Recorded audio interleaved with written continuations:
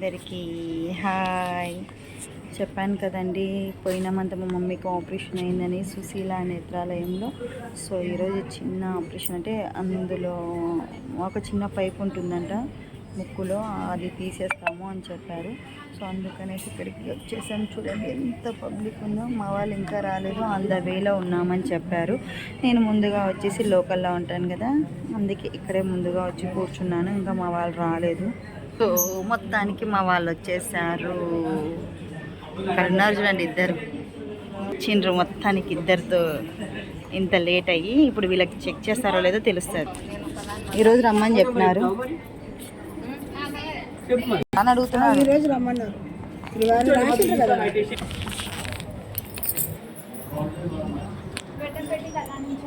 ఇక్కడే చూస్తారు. మొత్తానికి ఆమెకు చెకప్ చేస్తున్నారు. మొత్తానికి చెకప్ అయి వచ్చి కూర్చున్నాము.